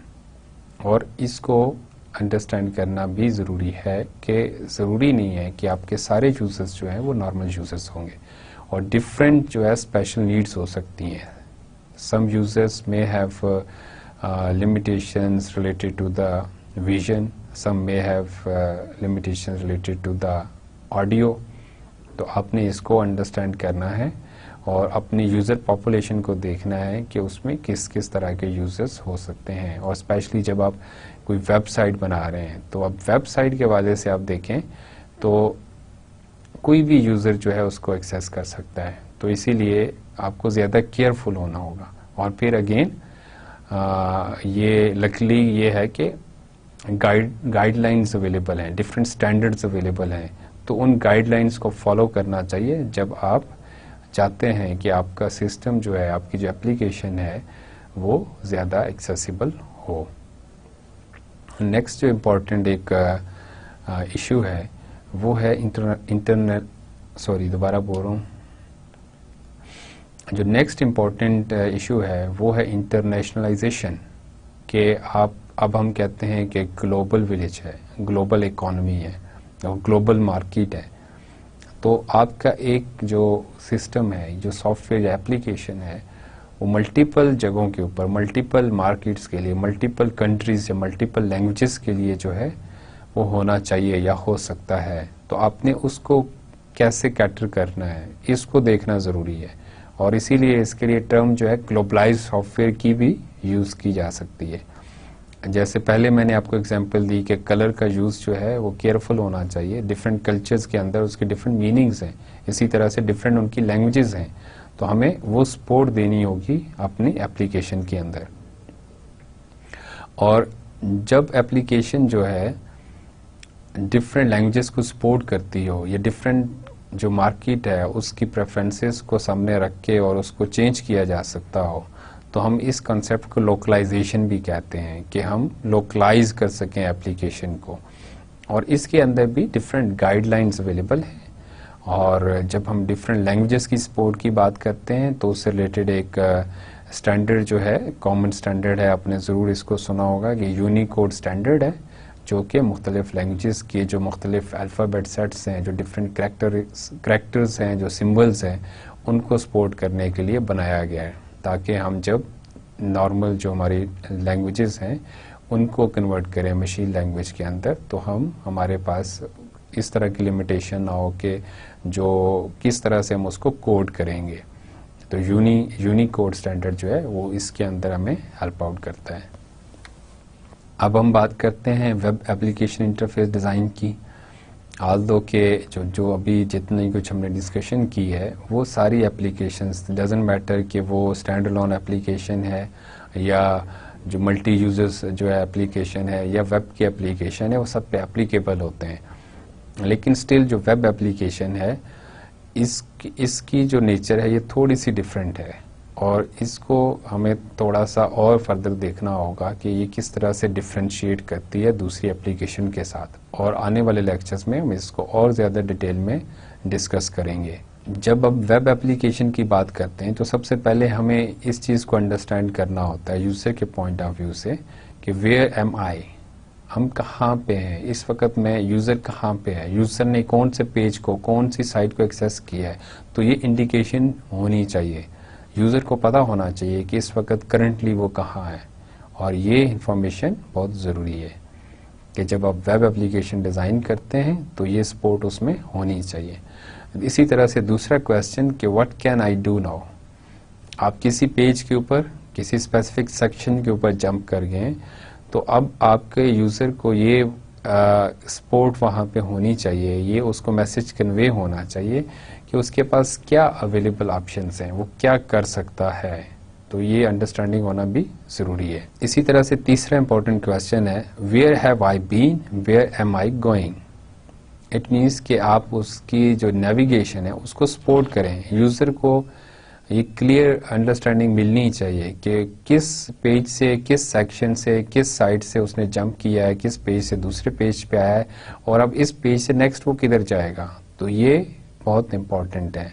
और अक्सर जो है इस नेविगेशन को ऐसे सपोर्ट किया जाता है कि आप नेविगेशन मैप प्रोवाइड करते हैं। अक्सर वेबसाइट्स जो होती हैं उसके टॉप के ऊपर आपको एक हायरार्की सी मिलती है जिसके अंदर आपको नज़र आता है कि सपोज आपने होम पेज से जो एडमिशन के पेज के ऊपर या एडमिशन के सेक्शन के ऊपर और एडमिशन के सेक्शन के अंदर आपने अप्लाई ऑनलाइन के ऊपर इस पेज के ऊपर जंप किया है। तो इस तरह की सारी इंफॉर्मेशन होनी चाहिए। अब हम वेब एप्लीकेशन से रिलेटेड जो है कुछ प्रिंसिपल्स या गाइडलाइंस को डिस्कस करते हैं जिनको कंसीडर किया जाना चाहिए जब हम वेब एप्लीकेशन डिज़ाइन करते हैं। उसके अंदर फर्स्ट वन है anticipation. What does anticipation means कि जो आपका यूज़र है आप उसको फैसिलिटेट करें, उसको बताएं कि नेक्स्ट स्टेप क्या होगा, रादर देन कि यूज़र को खुद से एफर्ट करना पड़े कि उसने नेक्स्ट क्या करना है और कैसे करना है। और इसकी एग्जांपल मैंने पिछले लेक्चर में भी आपको दी थी कि अगर यूज़र जो है वो किसी लेट्स से कि प्रिंटर ड्राइवर को जो है वो सर्च करता है, तो प्रिंटर ड्राइवर को सर्च करने के बाद मोस्ट प्रोबेबली वो उसको डाउनलोड करना चाहता होगा। तो आप यूज़र के सर्च करने के ऊपर जब उसको उस पेज पे लेके जाते हैं तो उसको एक विजिबल डाउनलोड का ऑप्शन भी होना चाहिए कि रादर देन कि वो सर्च करे कि इसको कैसे डाउनलोड किया जाए, आपकी जो एप्लीकेशन है वो एंटिसिपेट करे कि उसने डाउनलोड करना है। नेक्स्ट जो कंसिडरेशन है दैट इज़ कम्युनिकेशन। और कम्युनिकेशन मीन के वेबसाइट को, वेब एप्लीकेशन को कम्युनिकेट करना चाहिए यूज़र को कि करंट स्टेटस क्या है। जैसे भी हमने पहले बात की पिछली स्लाइड के अंदर कि यूज़र को स्टेटस पता चलना चाहिए कि इस वक्त वो कहाँ है। और तीसरी कंसिडरेशन जो है दैट इज़ कंसिस्टेंसी, कि जो भी आपके डिफरेंट पेजेस हैं वेब एप्लीकेशन के, जो डिफरेंट स्क्रीन्स हैं, उसके ऊपर कंसिस्टेंट बिहेवियर होना चाहिए। ऐसा ना हो कि कुछ सेक्शंस के अंदर आपने जहाँ पे अंडरलाइन किया है वर्ड्स को, वहाँ पे तो वो हाइपरलिंक हो और कोई और पेज ओपन हो रहा, और किसी और जगह पे आपने उसको अंडरलाइन किया है लेकिन उसके साथ कोई हाइपरलिंक नहीं है, कोई और पेज या कोई और एक्शन परफॉर्म नहीं हो रहा। तो वेबसाइट को कंसिस्टेंट होना चाहिए। फिर कंट्रोल ऑटोनॉमी होनी चाहिए। व्हाट डज इट मीन कि यूज़र के पास कंट्रोल होना चाहिए, यूज़र ही को जो है ड्राइव करना चाहिए, लेकिन स्टिल जो डिफरेंट सेक्शंस या जहाँ पे आपको सिक्योरिटी चेक्स लगाने हैं, जहाँ पे आपने मेक श्योर करना है कि आपका लीगल या ऑथराइज्ड यूज़र ही इसको एक्सेस कर रहा है, तो वहाँ पे आपने इसको मेक श्योर करना है कि यूज़र अननेसेसरी या अनऑथराइज्ड यूज़र जो है उसको एक्सेस ना कर पाए। It is called controlled autonomy. और इसी तरह से सिस्टम को, आपकी जो वेब एप्लीकेशन है उसको एफिशिएंट होना चाहिए। एफिशिएंसी मीन्स के यूज़र के पॉइंट ऑफ व्यू से आइए कि यूज़र जो है एफिशिएंटली जो भी टास्क है वो परफॉर्म कर सके, रादर देन कि सिस्टम एफिशिएंट हो। सिस्टम का एफिशिएंट होना भी ज़रूरी है कि उसका रिस्पांस टाइम कम हो, लेकिन यहाँ पे यूज़र के पॉइंट ऑफ व्यू से है कि यूज़र जो भी टास्क करना चाह रहा है उसको एफिशिएंटली कर सके। इसी तरह से वेब एप्लीकेशन को फ्लेक्सिबिलिटी प्रोवाइड करनी चाहिए। फ्लेक्सिबिलिटी के क्या मीनिंग है कि जैसे यूज़र एक टास्क परफॉर्म कर रहा है और उस टास्क के ऊपर वो जाके कहीं मिडल में उसका माइंड चेंज हो गया है, अब वो उसको किसी और टाइम के ऊपर कंप्लीट करना चाह रहा है, तो जो टास्क उसने जिस स्टेज तक परफॉर्म कर लिया है, आपकी वेब एप्लीकेशन उसको ये सपोर्ट प्रोवाइड करे कि उसको सेव कर सके और फिर नेक्स्ट टाइम वो वहीं से उसको स्टार्ट कर सके। और इसी तरह से वेब एप्लीकेशन को फोकस्ड होना चाहिए। फोकस्ड मीन कि जो एक टास्क किसी एक स्पेसिफिक टाइम के ऊपर जो है हो रहा है, तो आपका जो सिस्टम, जो आपकी एप्लीकेशन है, उस टाइम के ऊपर उसी टास्क के ऊपर फोकस करे, रादर देन के मल्टीपल या इररेलेवेंट टास्क भी वहाँ पे पॉसिबल हो। और फिर वेब एप्लीकेशन डिज़ाइन के हवाले से और वैसे भी दूसरे सिस्टम्स के हवाले से भी एक इम्पॉर्टेंट जो कॉन्सेप्ट है वो ये है कि आप जब एक जगह से, एक टारगेट से, एक ऑब्जेक्ट से मूव करते हैं दूसरे टारगेट के ऊपर, दूसरे ऑब्जेक्ट के ऊपर, तो इसके अंदर टाइम जो है, कितना जो है आप स्पेंड करते हैं, कितना टाइम ये लेता है ये एक्शन आपका, इसको कम से कम होना चाहिए। और इसको मेजर कर सकते हैं। फिट्स लॉ जो है ये बहुत पहले एक प्रपोज किया गया इन अर्ली 50s और मिड 50s, और ये हमें अब जो है सिस्टम्स और वेब एप्लीकेशंस के कॉन्टेक्स्ट में भी हेल्प करता है कि आप एक ऑब्जेक्ट से, वर्चुअल ऑब्जेक्ट जो है जो स्क्रीन के ऊपर है, उससे आपने मूव करना है दूसरे ऑब्जेक्ट के ऊपर, तो ये जो डिस्टेंस है और उस ऑब्जेक्ट का जो साइज है ये हमें बताता है कि आपको कितना टाइम चाहिए होगा। तो ये टाइम जो है ये कम से कम होना चाहिए। यूज़र को फैसिलिटेट करें कि उसकी जो इंटरेक्शन का जो सीक्वेंस है, जो फ्लो है, वो ज़्यादा टाइम टेकिंग ना हो। इसी तरह से ह्यूमन इंटरफेस ऑब्जेक्ट्स की बात करते हैं कि जो इंटरफेस के ऊपर जो ऑब्जेक्ट्स हैं वो वैसे ही होने चाहिए जो कि रियल लाइफ के अंदर आपके होते हैं। आपको कोशिश करनी है, जैसे लास्ट लेक्चर मैंने आपको एग्जांपल दी कि अगर किड्स की एप्लीकेशन है, वेब एप्लीकेशन, तो उसका इंटरफेस अगर स्टोरी बुक है, स्टोरी आप बच्चे को उस पर दिखा रहे हैं, सुना रहे हैं, तो उसका जो लेआउट है वो भी स्टोरी बुक की तरह का होना चाहिए। और इसके अंदर एक और चीज़ जो है लेटेंसी रिडक्शन।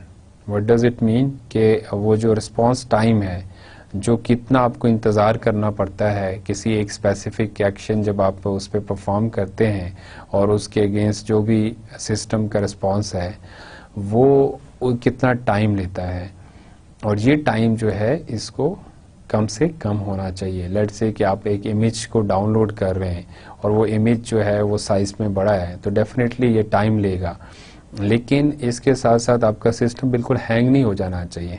आपका सिस्टम आपको सपोर्ट करना चाहिए। एक इमेज भी डाउनलोड कर रहा है और आप कुछ और भी कर सकते हैं। ऐसा ना हो कि सिस्टम जो है वो सिर्फ इमेज को डाउनलोड करने दे और डाउनलोड करे और बाकी कोई एक्शन उस पर परफॉर्म ना हो सकता हो, तो ये यूज़र को फ्रस्ट्रेट करेगा। या इसी तरह से कोई और टास्क हो रहा है तो आप उसको उसकी जो विजुअल प्रेजेंटेशन दिखाएं कि अच्छा जी अभी 50% कंप्लीट हो गया, अभी 60% कंप्लीट हो गया, तो ये इसको यूज़र को ज़्यादा अच्छा एक एक्सपीरियंस मिलता है एज़ कम्पेयर टू कि आप उसको कोई इन्फॉर्मेशन नहीं दें और उसका वो जो वेटिंग टाइम है वो उसको फ्रस्ट्रेट करेगा। इसी तरह से लर्नेबिलिटी है, और लर्नेबिलिटी भी हर सिस्टम के पॉइंट ऑफ व्यू से बहुत इम्पॉर्टेंट है। और लर्नेबिलिटी जो है एक इम्पॉर्टेंट फैक्टर है यूजिबिलिटी का।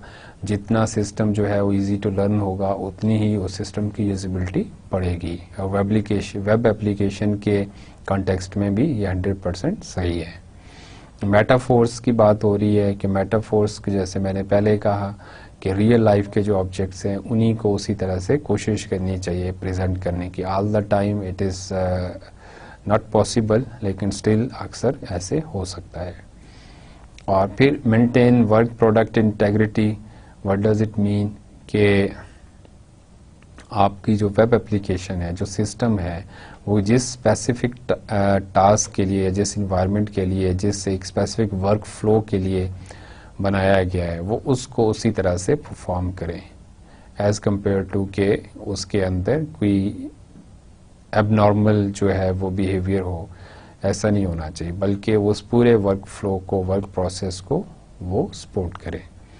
रीडेबिलिटी की बात करते हैं, और रीडेबिलिटी जो है ये भी एक इम्पॉर्टेंट फैक्टर है। जो भी डॉक्यूमेंट हैं, आपके जो भी स्क्रीन्स हैं उसके ऊपर, वेब एप्लीकेशन की जब हम बात करते हैं तो स्क्रीन के ऊपर जो कुछ भी कंटेंट्स हैं वो रीडेबल होने चाहिए।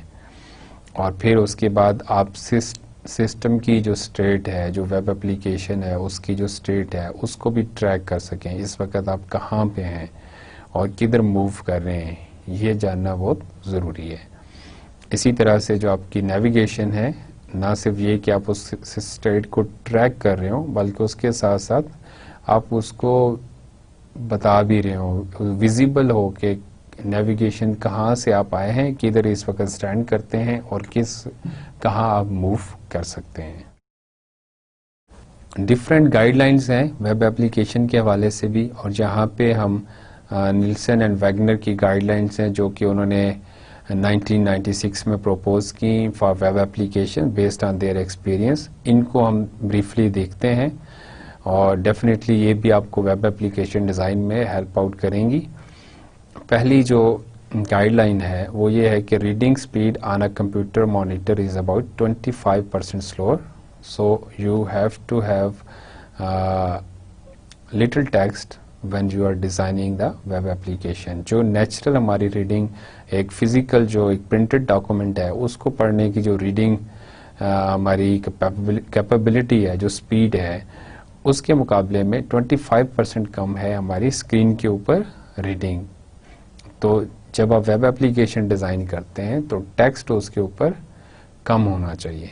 इसी तरह से सेकंड जो गाइडलाइन है that is avoid under construction science, कि ये कोई अच्छा मैसेज नहीं जाता यूज़र को कि जब आप वो किसी लिंक के ऊपर क्लिक करें और उस पेज के ऊपर रादर देन कि कोई इन्फॉर्मेशन हो, वो रिलेटेड इन्फॉर्मेशन की बजाय आप उसको सिर्फ अंडर कंस्ट्रक्शन का मैसेज या साइन डिस्प्ले कर दें, तो इसको अवॉइड करना चाहिए। अगर कोई पेज है जिसके ऊपर आपके कंटेंट्स नहीं है तो उसका लिंक ही नहीं होना चाहिए। Third guideline is users prefer not to scroll. Users जो है इसको अवॉइड करते हैं, ज़्यादा लंबी चौड़ी डिटेल्स को नहीं पढ़ना चाहते। तो आपकी जो भी मीनिंगफुल इंफॉर्मेशन है वो कोशिश करनी चाहिए कि एक ही स्क्रीन जो विंडो साइज़ है उसी साइज़ के मुताबिक होनी चाहिए और उसी के अंदर वो अकोमोडेट होनी चाहिए, और स्क्रॉल बार्स को और स्क्रॉल को अवॉइड करना चाहिए। नेक्स्ट गाइडलाइन है कि navigation menus and head bars should be design consistently. आपके नेविगेशन मेन्यूज या जो आपके टाइटल्स हैं, जो की सेक्शंस हैं, वो आपको कंसिस्टेंटली डिस्प्ले करने चाहिए। ऐसा ना हो कि किसी एक पेज के ऊपर आपकी वो नेविगेशन डिस्प्ले हो रही है, जो भी आपके की हेडिंग्स हैं वो डिस्प्ले हो रही हैं और किसी और पेज के ऊपर नहीं हो रही। तो आमतौर पे आपने देखा होगा कि वेब एप्लीकेशंस में आप डिस्प्ले कर रहे होते हैं कंसिस्टेंटली किसी एक स्पेसिफिक लोकेशन के ऊपर for all the pages of that specific application. और एक और इम्पॉर्टेंट गाइडलाइन है कि aesthetics should never supersede functionality, और ये बहुत इम्पॉर्टेंट है। हमने स्टार्ट में बात की थी यूज़फुल एप्लीकेशन की। तो यूज़फुल एप्लीकेशन जो है which fulfils the basic functionality, the core functionality that is suppose to be. तो अब अगर आप बहुत अच्छा इंटरफेस बना लेते हैं, बड़ा अपीलिंग है, बहुत अट्रैक्टिव है, लेकिन अगर वो बेसिक फंक्शनैलिटी परफॉर्म नहीं कर रहा तो ये कोई अच्छी एप्लीकेशन नहीं है। तो उसको कभी भी एस्थेटिक को सुपरसीड नहीं करना चाहिए फंक्शनैलिटी के पॉइंट ऑफ व्यू से। और एक और जो इम्पोर्टेंट गाइडलाइन है that is navigation options should be obvious. User को फैसिलिटेट करना है फॉर नेविगेशन। ऐसा ना हो कि उसकी नेविगेशन के लिए उसको एफर्ट करनी पड़े। तो उसके नेविगेशन के ऑप्शंस जो हैं वो विजिबल होने चाहिए और इजी टू अंडरस्टैंड होने चाहिए। अब हम ब्रीफली बात करते हैं डिज़ाइन एवेल्युएशन की, और कि जब आपने डिज़ाइन किया उसको कैसे एवेल्युएट किया जा सकता है। और हमारे पास यहाँ पे 4 की गाइडलाइंस हैं। The first one is the length and complexity of the requirements model, a written specification of the system and its interface provide an indication of the amount of learning required by user of the system। कि जो आपकी requirements specification है, जो requirements model हैं, वो बताते हैं कि आपके यूज़र को कितनी जो है ना एफर्ट करनी पड़ेगी टू लर्न द सिस्टम, और इससे आप इसको एवेलुएट कर सकते हैं। Second is the number of user task specified and the average number of actions per task provide an indication of interaction time and overall efficiency of the system. अब ये दूसरी बात है कि यूज़र टास्क, उसके अंदर क्या ऑप्शंस हैं, क्या अल्टरनेट्स हैं, वो आपको इंडिकेट करते हैं कि आपका सिस्टम जो है वो कितना जो है उस पर इंटरेक्शन टाइम लेगा किसी टास्क को परफॉर्म करने के लिए, और ओवरऑल एफिशिएंसी जो है यूज़र की वो क्या होगी। ये गाइडलाइंस हैं जो कि आप जिसकी बेस के ऊपर आप अपने डिज़ाइन को एवेलुएट कर सकते हैं। थर्ड वन देखें, the number of actions, task and system states indicated by the design model imply the memory load are users of the system। कि जो डिफरेंट एक्शंस और टास्क जो है आपने डिज़ाइन मॉडल के अंदर बताए हैं, डिफाइन किए हैं, वो आपको हेल्प आउट करेंगे to estimate the memory load of the user. Fourth one, interface style, help facilities and error handling protocol provide a general indication of the complexity of the interface and the degree to which it will be accepted by the user। कि जो भी different आपके interaction के style हैं, जो interface different users को आपने support किया है, क्या आपकी हेल्प फैसिलिटीज़ हैं, यूज़र को कैसे हेल्प आउट करना है आपने, और क्या डिफरेंट आपके जो है ना एरर हैंडलिंग प्रोटोकॉल्स हैं, कैसे एरर मैसेज डिस्प्ले होंगे, ये सारी चीज़ें इंडिकेट करती हैं कि आपका इंटरफेस जो है वो कितना कम्प्लेक्स होगा और किस हद तक यूज़र को एक्सेप्टेड होगा। आज के लेक्चर को समराइज़ करते हैं। सबसे पहले आज हमने इंटरफेस एनालिसिस की बात की, उसके अंदर हमने सबसे पहले यूज़र एनालिसिस को देखा and we discuss some different types of users and their preferences and we have to understand those preferences. Then we discuss task analysis, what are the key tasks in that specific context, what are the sub tasks and what are the alternates, ये सारे हमें understand करना होता है। और फिर उसके बाद हमने कहा कि डिस्प्ले कंटेंट का एनालिसिस करते हैं, किस तरह की इंफॉर्मेशन चाहिए, कैसे चाहिए, और वर्क इन्वायरमेंट जो है वो किस तरह का है, उसके क्या अपने फैक्टर्स हैं, इन सारी चीज़ों को कंसिडर करना होता है। And that all activities are under the umbrella of interface analysis. फिर उसके बाद हमने इंटरफेस डिज़ाइन के स्टेप्स को ब्रीफली डिस्कस किया।